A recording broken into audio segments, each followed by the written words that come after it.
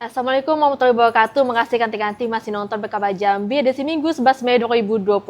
Nah, macam mana kabarnya Taufik Aiko? Alhamdulillah sehat Lani. Sehat. Yo hati saya kok senang nih anak saya. Kenapa tuh? Bisa menyapa kanti-kanti, datuk-datuk, buyut-buyut, uak-uak gede-gede, pokok segala lah yang ada di rumah bisa menyapa mereka. Woi, ya kita doakan juga semoga tetap sehat. Ya kenapa kan saya tuan ke saya Aiko? Serat nyela, saya kering nyela. Sama saya haus juga. Haus juga. Haus terus. Haus terus. Salah minum segalon tapi masih juga dari tadi iyo karena panasnya lah Riko. Di jalan tadi harus mutung, tanganku di luar panas. Untuk sampai ya. Alhamdulillah telah nyampe lah. Demi ganti-ganti kita kok sebenarnya tuh kayak aduh udah sanggup baru keluar sedetik tuh aduh udah sanggup aduh panas banget kayak itu kan tapi ada bisa kita harus demi ganti-ganti semangat lah saya ke siko macam demi tuh. Demi ganti-ganti gitu yang ada ya di nyela karena memangnya cuaca hari kok makin ingat lah panas karena selain tadi kita ngomongin cuaca tuh ya tapi di tiga topik utama kita kok juga banyaknya lah informasi yang penting lah kita kali pergi ke kanti-kanti kita kok. Yang pertama terkait dengan topik utama kita kok terkait dengan antisipasi bencana hidrometeorologi kering lewat teknologi modifikasi cuaca. Antisipasi bencana, Pemkot bentuk Badan Penanggulangan Bencana Daerah. Habis ada juga kabar terkait dengan alih fungsi lahan pertanian ancam ketahanan pangan. Nah, macam mana informasi selengkapnya bersama saya Karen Utari dan saya Taufikur Rahman. Ikulah Berkabar Jambi selengkapnya.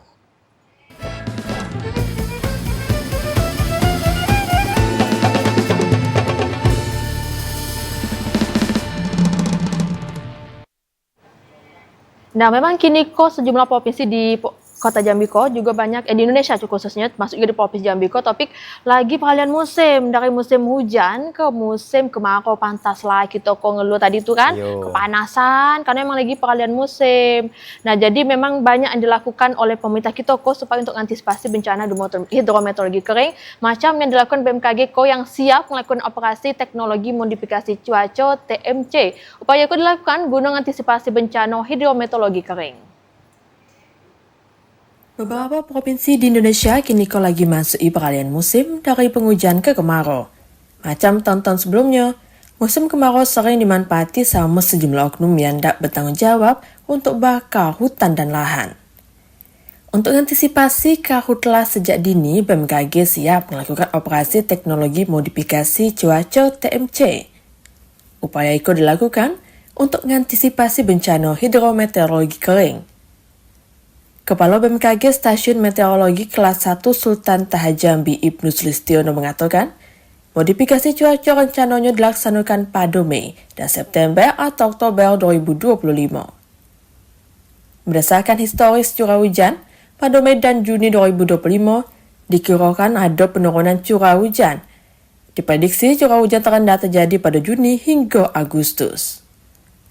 Pas curah hujan rendah, perlu dilaksanakan operasi modifikasi cuaca untuk mengurangi risiko bencana hidrometeorologi kering di Provinsi Jambi. Operasi modifikasi cuaca itu bertujuan supaya bisa nyemai air hujan, sehingga nambah tinggi muka air sebelum terjadinya awal musim kemarau. Operasi modifikasi cuaca merupakan langkah mitigasi yang bisa diambil untuk mengendalikan atau nambah curah hujan dan meminimalkan dampak bencana. Rencana operasi modifikasi cuaca bakal melibatkan BMKG, BNPB, BPBD, dan pihak swasta. Joko TPLI Jambi melaporkan. Selanjutnya ganti dalam upaya menghadapi bencana karhutla pada musim kemarau tahun ini, Pemkab Muaro Jambi lakukan berbagai langkah pencegahan. Meski tak ada ditemukan titik panas atau hotspot di wilayah Kabupaten Muaro Jambi pada awal Mei namun Pemkab telah melakukan kesiapan dalam menghadapi bencana kebakaran hutan dan lahan pada musim kemarau tahun 2025. PLT Kalaksa BPBD Muaro Jambi alias mengatakan, berdasarkan prediksi BMKG pada bulan Mei Muaro Jambi memasuki awal musim kemarau. Menyikapi kondisi tersebut, Badan Penanggulangan Bencana Daerah telah menyiapkan langkah antisipatif menghadapi ancaman karhutla. Di antaranya monitoring perhelatan karhutla di semua perusahaan di wilayah Kabupaten Muaro Jambi dan berkoordinasi dengan sejumlah stakeholder seperti BMKG, TNI, Polri, OPD terkait, camat dan pemerintahan desa. Selain melakukan patroli aktif, peran perangkat desa di lapangan sangat penting dalam pencegahan bencana karhutla. inspeksi ke lapangan, kita akan tegaskan kepada mereka. Mereka pasti butuh dengan pemerintah daerah ketika terkait perpanjangan HGU segala macam ya kan. Dan itu kita sebagai salah satu persyaratan. Kita tidak akan menaikkan terkait dengan rekomendasi sepanjang mereka tidak menyiapkan sarana sapras terkait dengan bencana. Ada sanksi atau gimana? Tentunya akan diambil sanksi sesuai dengan peraturan undang-undang berlaku lah. OPD terkait nanti kan melalui dinas LH ya kan. Langkah pencegahan menjadi prioritas pemerintah dalam menghadapi bencana karhutla pada musim kemarau, yakni melakukan pemetaan daerah rawan terjadinya kebakaran.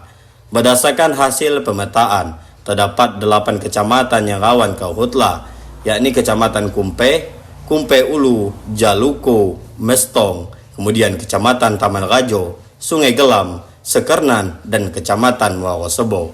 Azam Afnan, TVRI Jambi melaporkan. Ganti-ganti di musim peralihan juga memang sering masih terjadi hujan lebat yang bisa menyebabkan banjir bandang di Kota Jambi. Nah, untuk itu pemerintah Kota Jambi bentuk suatu badan di Badan Penanggulangan Bencana Daerah untuk antisipasi supaya tidak terjadi lagi banjir bandang pas musim hujan lebat terjadi. Belakangan bencana banjir bandang di Kota Jambi sering terjadi seiring tingginya intensitas hujan. Apalagi kalau hujan yang turun dengan intensitas lebat lebih dari 2 jam. Terkait hal itu, pemerintah Kota Jambi bentuk badan baru, yakni Badan Penanggulangan Bencana Daerah yang kini tergabung dalam Dinas Pemadam Kebakaran dan Penyelamatan. Hal itu bertujuan untuk fokusi penanganan bencana dan antisipasi yang sewaktu-waktu bisa terjadi.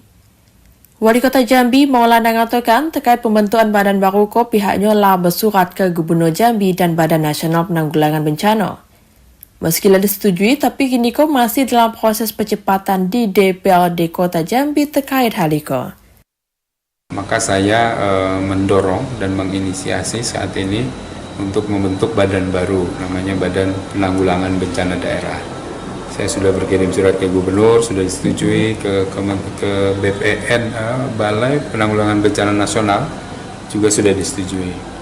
Tinggal saya akan melakukan percepatan di DPR karena butuh perda pembentukan badan ini. Kalau sudah terbentuk, maka nanti antara damkar dan penyelamatan berbeda dengan Badan Penanggulangan Bencana, sehingga harapannya penanganan bencana lebih fokus, bisa juga mendapatkan bantuan-bantuan dari pusat maupun dari lembaga-lembaga donor lain. Penanganan bencana adalah hal yang penting dan butuhkan tindakan sesegera mungkin, sehingga percepatan harus dilakukan, khususnya dalam proses penyusunan Perda untuk bentuk Badan Penanggulangan Bencana itu. Joko TVRI Jambi melaporkan. Selanjutnya, ganti-ganti waspada potensi perubahan cuaca panas ke hujan masih akan terus terjadi di setiap daerah, khususnya di Kabupaten Batanghari. Kondisi itu diprediksi akan berdampak terhadap timbulnya banjir bandang serta longsor. Sekretaris Badan Penanggulangan Bencana Daerah Batanghari Samral Lubis mengatakan, jika potensi cuaca yang tak menentu masih akan terus terjadi, maka salah satu hal yang menjadi kewaspadaan yakni perubahan dari cuaca panas terik. Beralih ke cuaca hujan dengan intensitas rendah hingga tinggi disertai angin kencang, masih akan melanda sejumlah wilayah di Kabupaten Batanghari.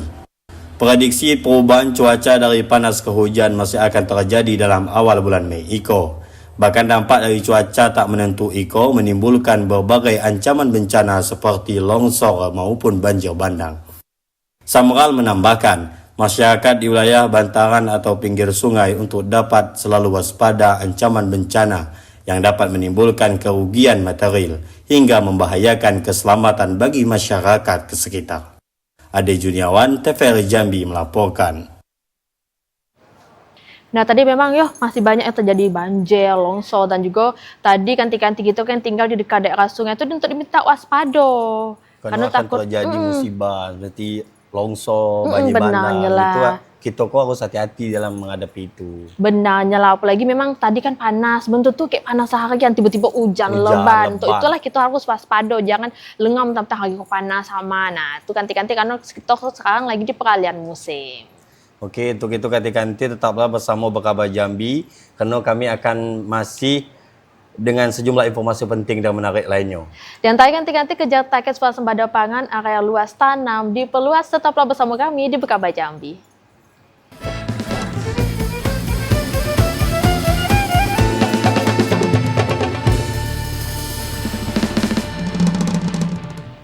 Terima kasih ganti-ganti masih nonton Berkabar Jambi. Nah, topik sebelum kita kasih kabar ke ganti kita kok, saya nak bincang bentar. Kita tahu ya kalau lahan pertanian itu juga jadi faktor yang untuk nentuin ketahanan pangan kita. Tapi ternyata semakin banyak sekarang kok lahan pertanian kok dialih fungsikan, baik jadi pemukiman ataupun perkebunan yang mana kaki itu berdampak untuk ketahanan pangan. Nah, macam kabar yang nak kita bagikan kok topik di mana lahan produksi pertanian di Kabupaten Tanjung Jabung Timur menyusut. Penyusutan itu dikarenakan adanya pertumbuhan penduduk dan alih fungsi lahan dari pertanian ke perkebunan. Alih fungsi lahan pertanian jadi lahan perkebunan masih jadi perhatian pemerintah Kabupaten Tanjung Jabung Timur. Fenomena itu dikhawatiri berdampak negatif untuk ketahanan pangan. Dinas Tanaman Pangan Hortikultura Kabupaten Tanjung Jabung Timur nyatat, luas lahan baku sawah kini nyusut drastis, nyesokan cuma sekitar 5.261 hektar yang tersebar di seluruh kecamatan. Dibandingi tahun 2016 kemarin, Kementerian ATR BPN nyatat luas lahan baku sawah di bumi sepucuk Nipas Rumpun Nibung nyampe 10.523 hektar. Kabid Ketahanan Pangan, Dinas Tanaman Pangan dan Hortikultura Kabupaten Tanjung Jabung Timur, Mahmud mengatakan, banyak lahan pertanian yang beralih fungsi untuk kepentingan non-pertanian, mulai dari perkebunan komoditas unggulan kelapa sawit dan pinang. Selain itu, adanya pembangunan properti hingga faktor vegetasi dan nilai ekonomis juga disinyalir mempengaruhi penyusutan lahan. Menyusutnya lahan pertanian itu mengakibatkan berkurangnya hasil pertanian. Dalam setahun panen, Kabupaten Temudo di Provinsi Jambi bisa menghasilkan sekitar 36.000 ton gabah kering dengan konversi jadi beras hingga nyampe 22.000 ton. Baku lahan sawah kita yang ditetapkan oleh SK Kementerian ATDPN tahun 2016 ada 10.523 hektar. Hanya kalau kami bandingkan dengan kondisi di lapangan itu sangat jauh, Pak. Jadi kami mencoba melihat potensi baku lahan sawah aktif lebih kurang sekitar 5.000-an lebih, jadi hampir 50-60%. Nah, inilah kondisinya terkait vegetasi. Jadi hampir lebih 50% lahan kita mungkin vegetasinya masih berat, Pak.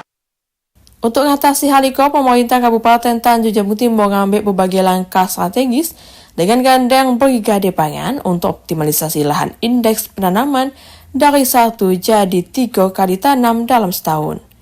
Klipa Patria, TVRI Jambi laporkan. Selanjutnya ganti masih di Kabupaten Tanjung Jabung Timur. Musim tanam kedua di Kabupaten Tanjung Jabung Timur masih berlangsung. Target luasan musim tanam kedua IKO mencapai 3.605 hektar. Musim tanam kedua pada awal Mei IKO terus digalakkan oleh Pemkab Tanjung Jabung Timur dengan meningkatkan luasan tanam. Upaya tersebut dilakukan untuk menunjang program Astacita Presiden Prabowo Subianto tentang swasembada pangan. Kabid Ketahanan Pangan Dinas Tanaman Pangan Hortikultura Kabupaten Tanjung Jabung Timur, Mahmud mengatakan, pada musim tanam kedua IKO, luasan baku sawah ditargetkan mencapai 3.605 hektar. Selain area luasan yang bertambah dari musim sebelumnya, pada musim tanam kedua IKO, petani juga diminta untuk menanam palawija berupa jagung hibrida seluas 700 hektar. Dari segi ekonomis, tanaman jagung hibrida tidak kalah dengan padi.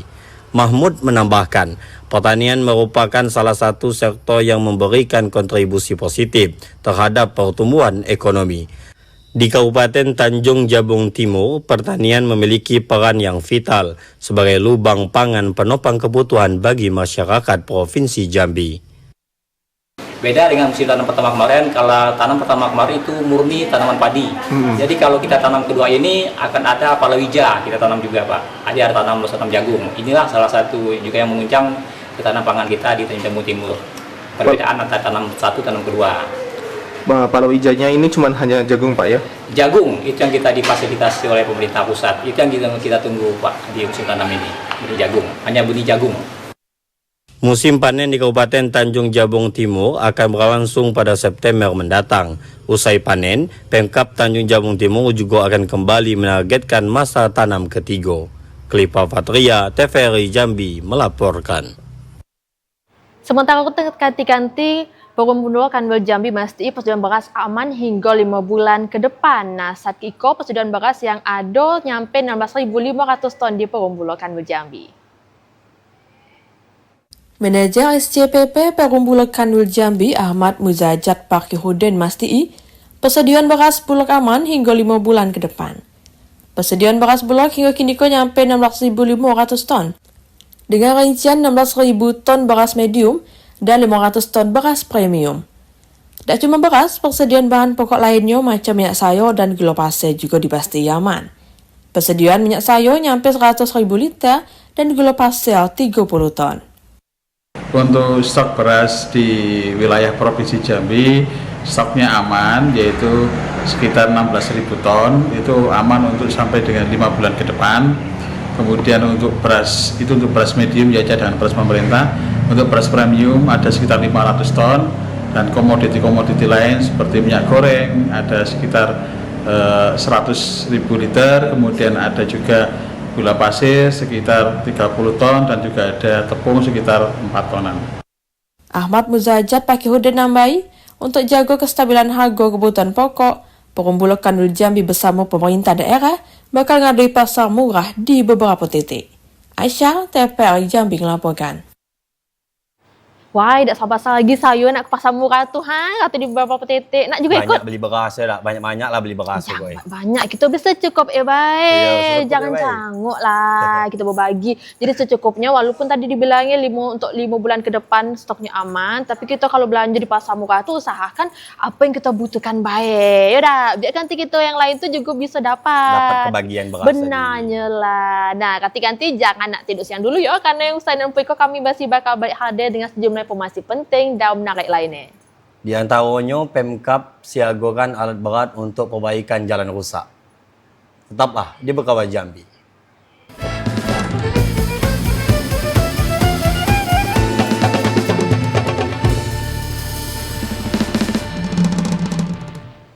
Terima kasih Belambun yang kanti masih tertonggok di depan TV untuk menyaksikan Bekabar Jambi. Narani ternyata di Provinsi Jambi kita masih ada beberapa titik jalan yang rusak, yang bolong-bolong, yang sulit untuk ditempuh. Sulit ya, saya kira hati budak tu yang sulit untuk dijangkau. Ada juga jangan sulit ditempuh ya. Ada jalan yang di Provinsi Jambi sulit untuk ditempuh kerana jalan rusak. Okey. Tapi pemerintahan Kabupaten Tebo menyiagakan alat berat untuk memperbaiki sejumlah titik ruas jalan rusak. Langkah itu sebagai upaya guna mengatasi kerusakan jalan yang dikeluhkan oleh pengendara. Pemerintah Kabupaten Tebo terus berupaya memperbaiki sejumlah titik ruas jalan rusak yang sulit dilalui oleh kendaraan roda 2 maupun roda 4. Kerusakan jalan menjadi keluhan masyarakat, khususnya para pengguna jalan. Untuk mengatasi kerusakan jalan di sejumlah wilayah, pemerintah Kabupaten Tebo mengambil langkah cepat dengan menurunkan alat berat untuk perbaikan. Wakil Bupati Kabupaten Tebo Nazar Effendi mengatakan, saat itu beberapa titik jalan yang berstatus jalan kabupaten tengah dilakukan penanganan sementara, seperti jalan dari Pal 12 menuju Kecamatan Rimbo Bujang. Jadi jalan Padang Lamu memang banyak yang dikeluhkan masyarakat sekarang. Tentunya kami tidak hentinya berkoordinasi dengan provinsi terus dan juga bersinergi. Kalaupun nanti Tebo dibutuhkan, kami selalu mensupport. Biasanya kita standby-kan alat berat untuk mengatasi darurat yang selama ini terjadi di Jalan Padang Lamu.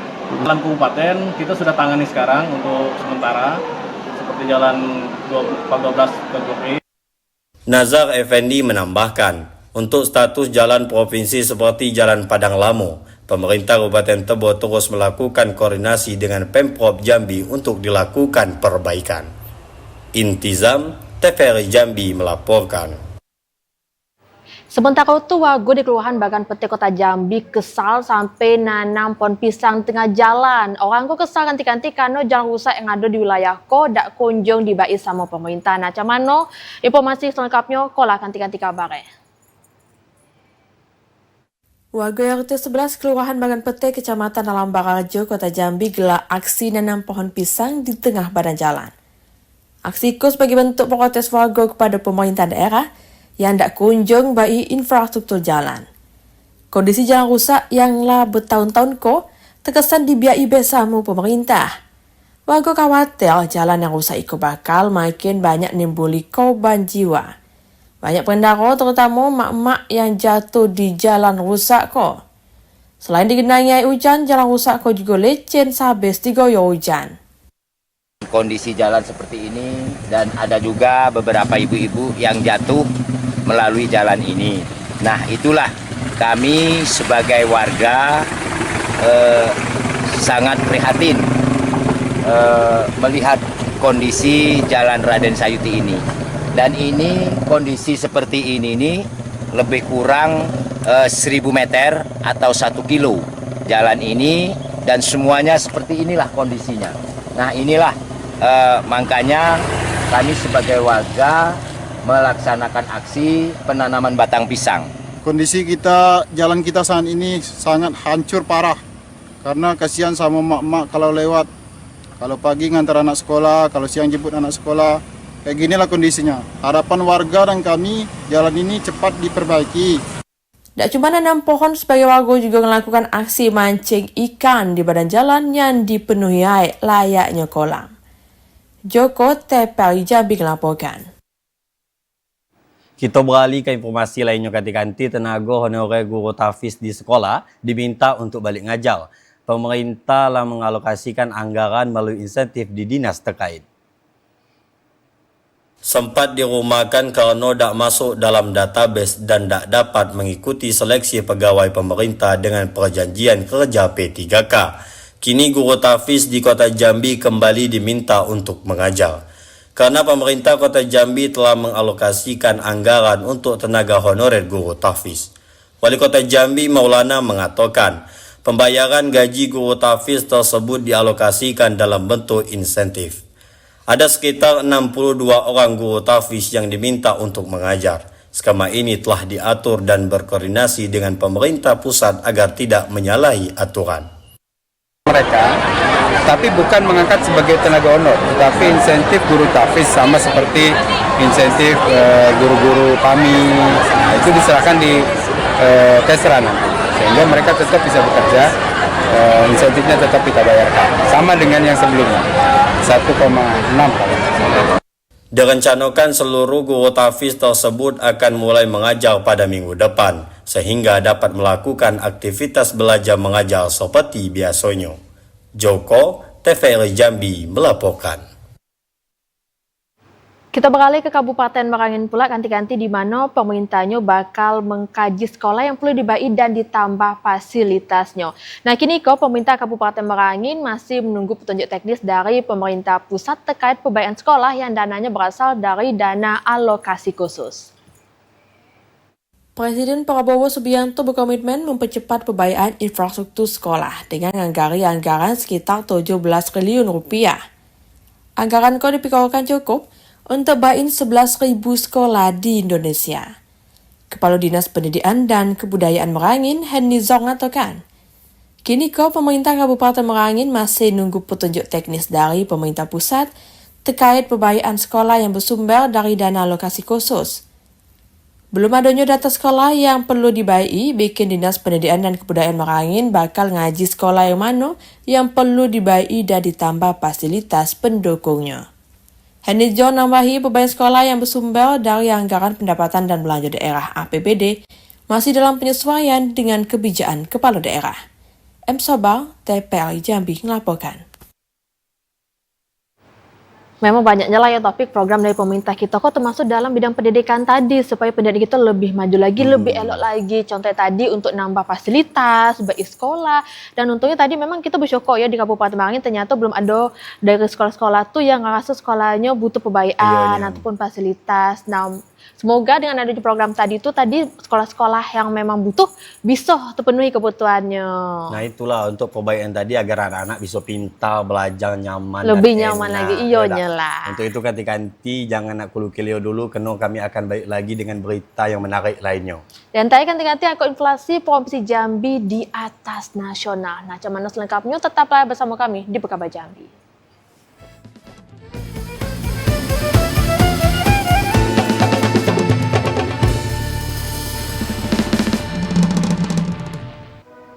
Terima kasih Belamun Ganti-Ganti masih tertonggok di depan TV untuk menyaksikan Berkabar Jambi. Nah Rani, saya nak bertanya dengan Rani, boleh? Boleh nih lah. Rani, kau ada tak baca-baca buku kalau sehari-hari kau biar pintar, ada tak?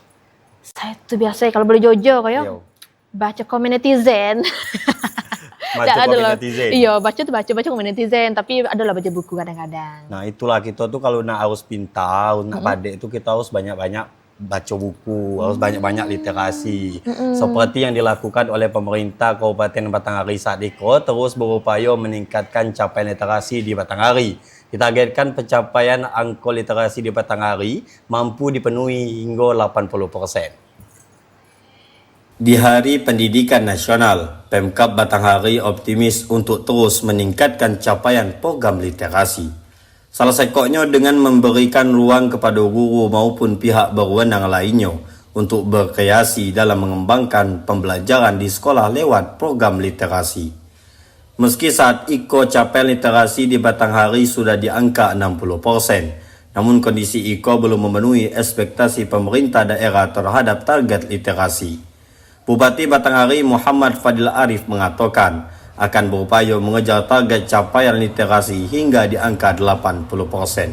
Salah satu langkah yang kini dilakukan untuk memenuhi target itu, yakni dengan mengajak siswa gemar membaca, mengajarkan berhitung dengan cepat dan tepat, hingga memberikan pemahaman tentang teknologi digital melalui website.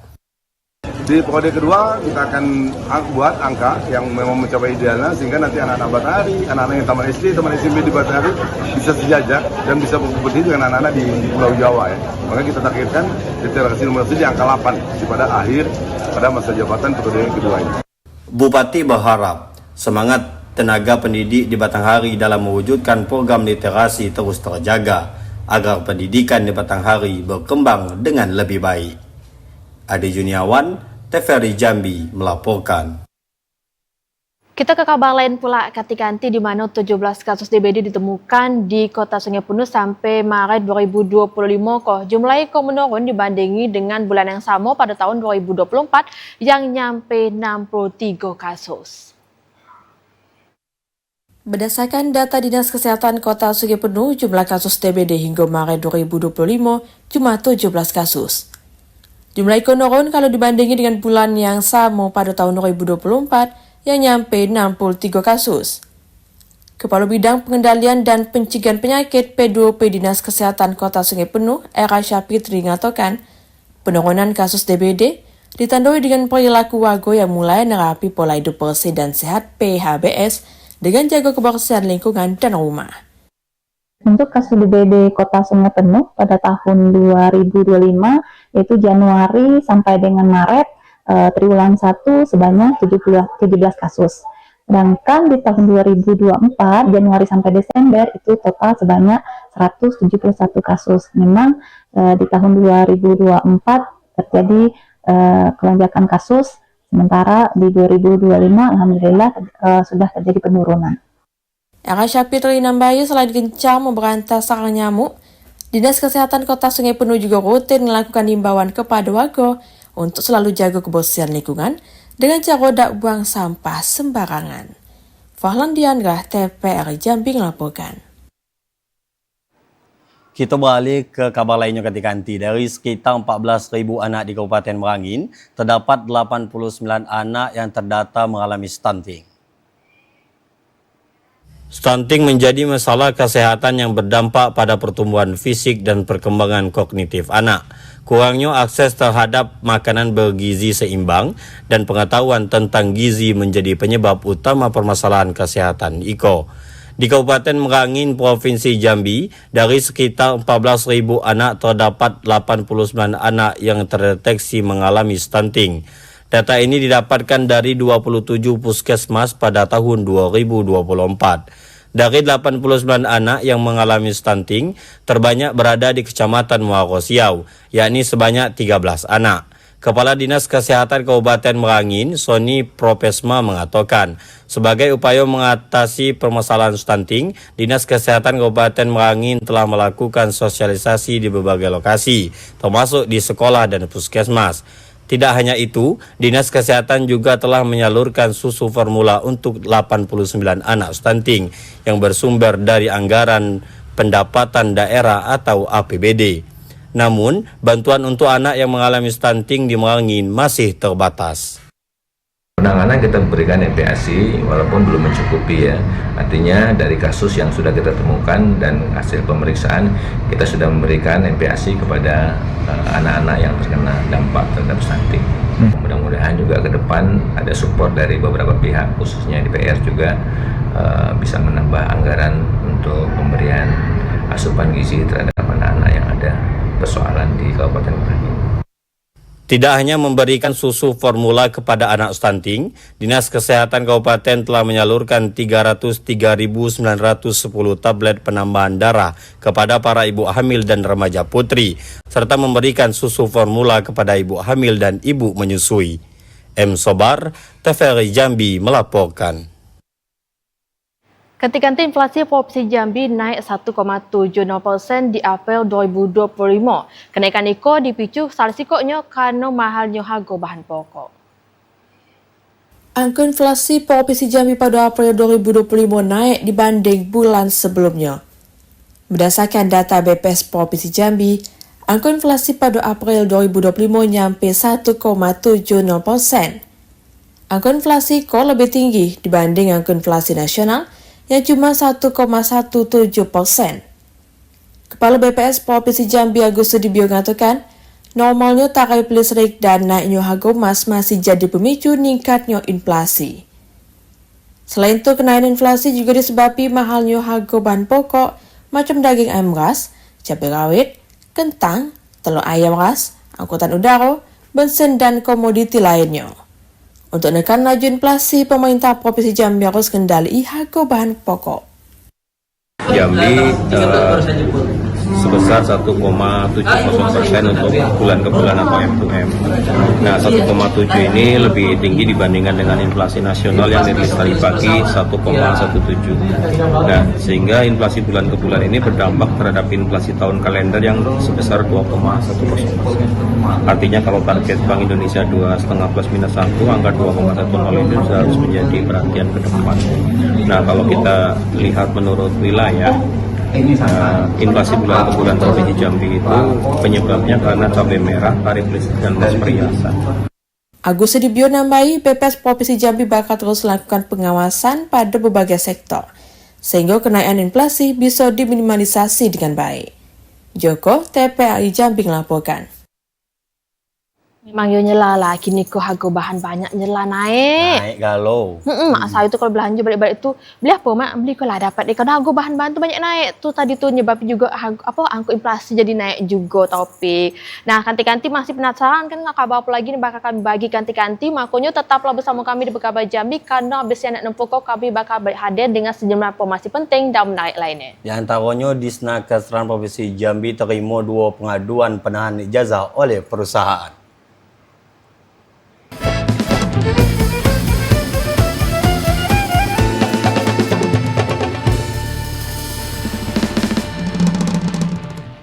Terima kasih belamun yang ketika nanti masih tertonggok depan TV untuk menyaksikan Berkabar Jambi. Kita beralih ke berkabar lainnya ketika nanti. Hingga Mei tahun 2025, Disna Kesehatan Provinsi Jambi lah nerima 2 pengaduan terkait kasus penahanan ijazah tenaga kerja yang dilakukan oleh perusahaan. Dinas Tenaga Kerja dan Transmigrasi Provinsi Jambi mencatat, hingga bulan Mei tahun 2025, ada 2 pengaduan terkait kasus penahanan ijazah tenaga kerja yang dilakukan oleh perusahaan. Pelaksanaan tugas Kepala Dinas Tenaga Kerja dan Transmigrasi Provinsi Jambi, Dodi Haryanto Parmin mengatakan, laporan tersebut terkait dengan ijazah atau dokumen pribadi pekerja yang dijadikan jaminan untuk bekerja di perusahaan. 2 pengaduan penahanan ijazah IKO berasal dari perusahaan di wilayah Kota Jambi yang bergerak di bidang keuangan. Melalui mediasi dan pengawasan ketenaga kerjaan yang dilakukan Disnaker Trans, sekok pengaduan sudah terselesaikan dengan ijazah dan dokumen pekerja dikembalikan. Sementara sekoknya lagi masih menunggu waktu pengembalian namun sudah ada kesepakatan untuk dikembalikan.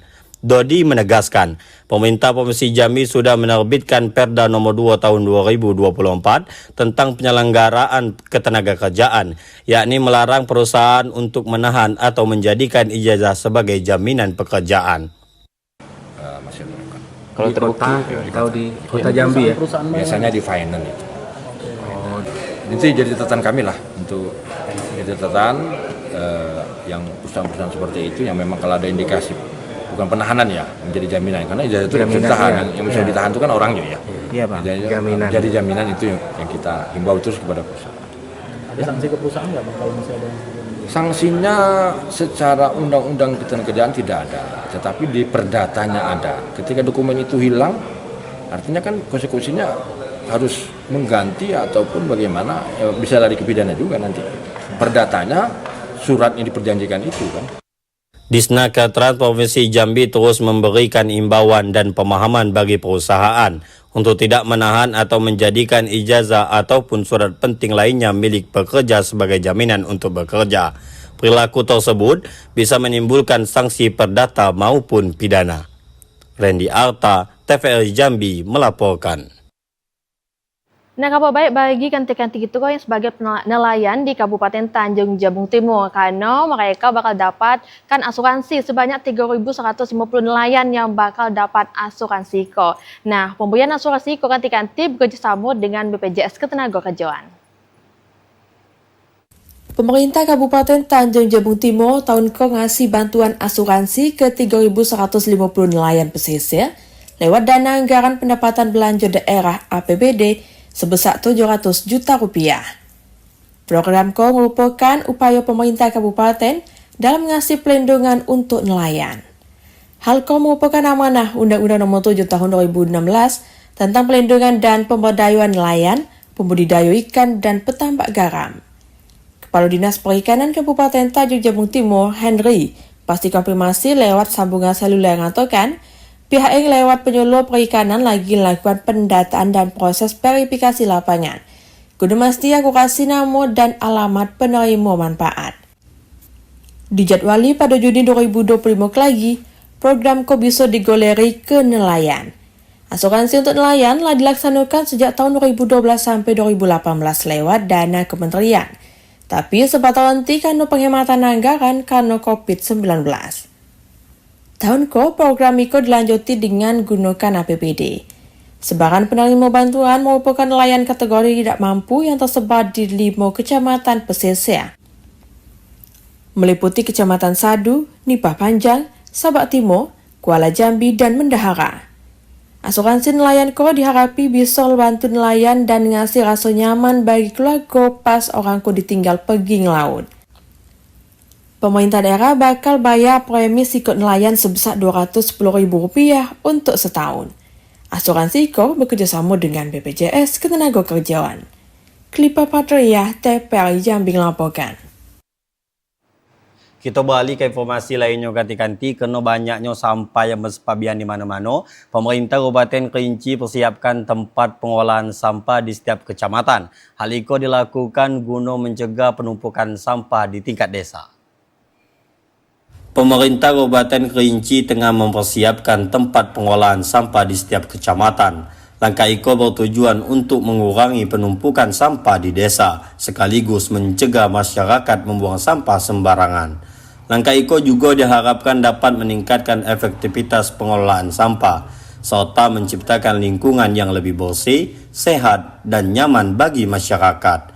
Kasih Pendapatan BUMDes Dinas Pemberdayaan Masyarakat dan Desa Kabupaten Kerinci, Pirdinal mengatakan, pihaknya telah menginstruksikan setiap desa untuk membuat bank sampah unit sebelum diangkut ke bank sampah induk yang berada di kecamatan. Pengelolaan sampah bisa dijalankan oleh badan usaha milik desa ataupun dikelola pemerintah daerah. Dengan adanya tempat pengolahan sampah di tingkat kecamatan, proses pengumpulan, pemilahan, hingga daur ulang sampah akan lebih terkoordinasi dan tertangani dengan baik. Ilwan, TVRI Jambi melaporkan. Demikianlah berkabar Jambi hari ini. Kanti-kanti, terima kasih atas perhatian dan kebersamaannya. Saya Taufiq Rahman. Dan saya Kani Utari bersama kabar kerja petugas pamit undur diri. Wassalamualaikum warahmatullahi wabarakatuh dan sampai jumpa.